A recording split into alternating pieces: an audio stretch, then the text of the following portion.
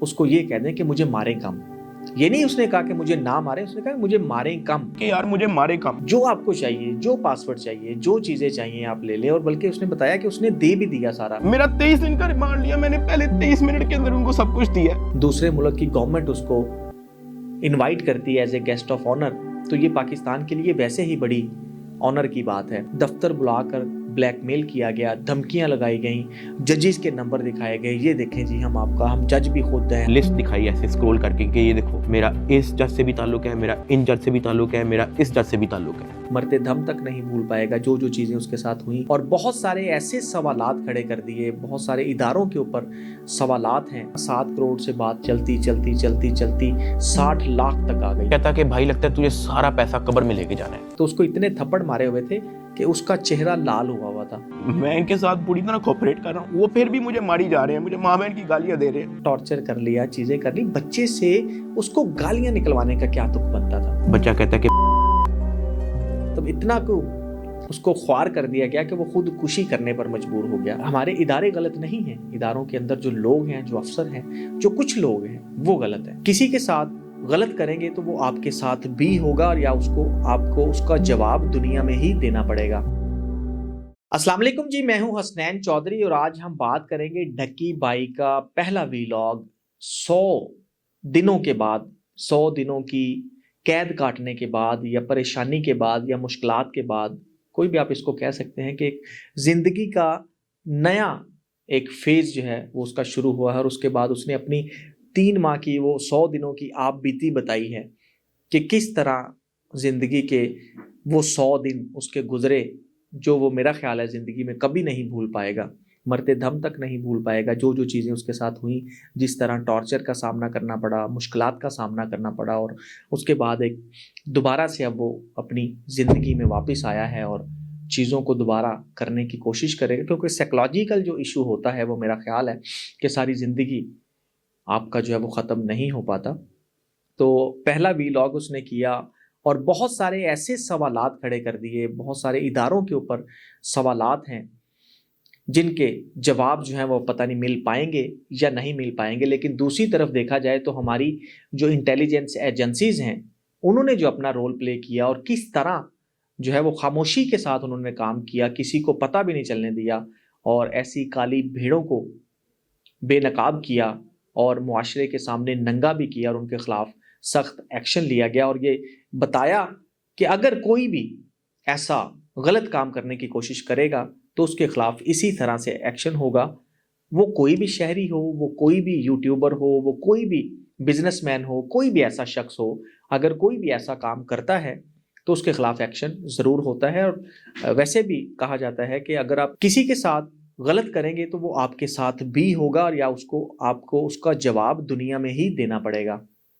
तो ये एक बड़ा अफसोसनाक केस था। डकी भाई ने बताया, सबसे पहले तो उसने अपना जो आगाज़ किया कि वो मलेशिया के लिए, मलेशियन गवर्नमेंट ने उनको सिलेक्ट किया था पूरे पाकिस्तान से। तो ये एक बड़ी पाकिस्तान के लिए ऑनर की बात है कि एक पाकिस्तानी जो है वो एक दूसरे मुल्क की गवर्नमेंट उसको इनवाइट करती है as a guest of honour.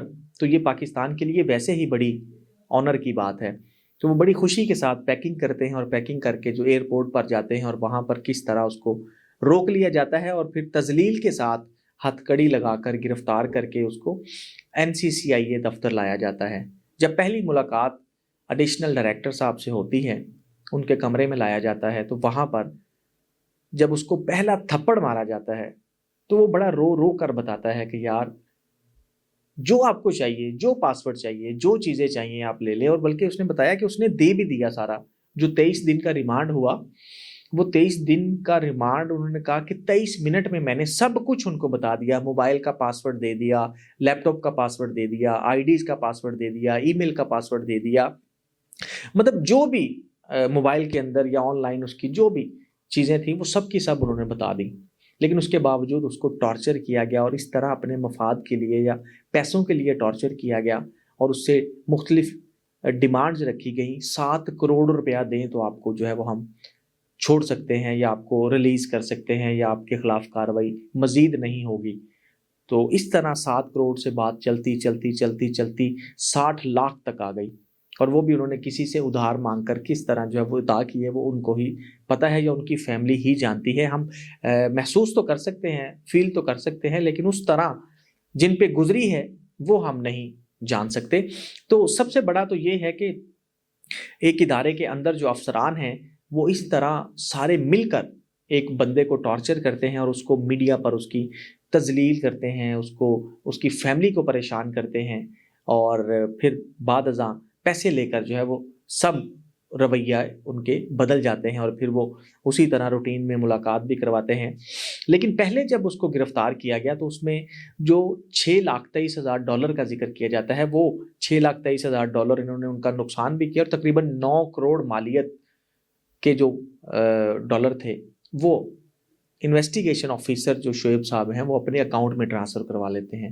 लेकिन डकी ने कहा कि इतनी बड़ी अमाउंट यार, मैंने उनसे बात की, उन्होंने मुझे थप्पड़ मारे लेकिन मैं फिर भी पीछे नहीं हटा। मैंने कहा इतने बड़ी अमाउंट है, मेरी मेहनत है सारी ज़िंदगी की, तो आप ये कैसे ट्रांसफ़र कर सकते हैं, किस अकाउंट में जाएंगे, क्या होगा, मुझे इसका पूरा बताया जाए। तो जब उसने डिस्कशन करते थे तो वो उसको मारते थे और इतना मारते थे कि एक वक्त उसने बताया कि जब एक दोस्त उसको मिलने के लिए आया तो उसको इतने थप्पड़ मारे हुए थे कि उसका चेहरा लाल हुआ हुआ था। तो जब उसके दोस्त ने देखा तो वो यकदम ऐसे खड़ा हो गया, शॉक हुआ, अपनी कुर्सी से खड़ा हो गया कि यार क्या हुआ है आपके साथ। तो उसने रो रो के कहा कि अगर आपका कोई दोस्त है या कोई अफसर है तो प्लीज़ उसको ये कह दें कि मुझे मारें कम। ये नहीं उसने कहा कि मुझे ना मारें, उसने कहा मुझे मारें कम। जो चीज़ इनको चाहिए मैं इनको बताता हूँ, जो चीज़ ये कहते हैं मैं इनको बताता हूँ, लेकिन मुझे मारें कम।